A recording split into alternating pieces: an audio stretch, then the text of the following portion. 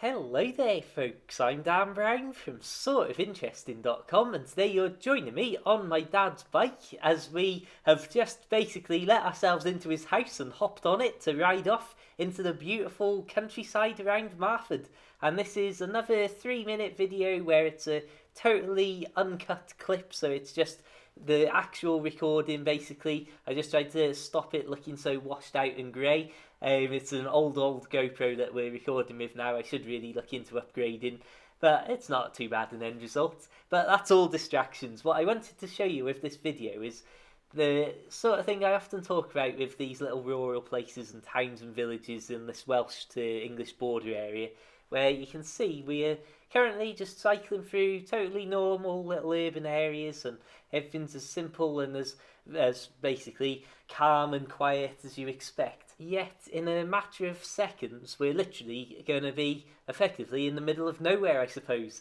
So you can see we're heading out here down Pystyll Hill. This is all the area between Wrexham and Chester for anyone who's familiar. Pystyll is Welsh for waterfall, so people may be familiar with somewhere like Lanrider Waterfall and see it listed on some maps or some signs as Pystyll Rider.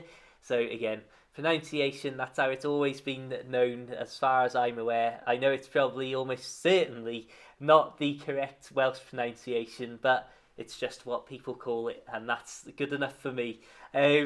So, as you can see, got a nice little bit of downhill. Ooh, get the adrenaline flowing, particularly when it comes to some of the potholes that just knock you off balance a little bit every now and then. So, always be careful, I say. So we just do this little crossing on the normal road here and then head down Cox Lane on our hard right. Now, this again is one of the things that I love with somewhere like Marford. It's such a small place, but there's like enough there. It's a really nice little village attached to Gresford, another really nice place. It's just the same place basically. And as I say, you've got a few shops there, the sort of things, just enough to keep you going. But you can just hop on a bike and look at this. We're now 2 minutes and 30 seconds into this video, give or take. And look at how proper rural and proper nice and open and empty everything's getting.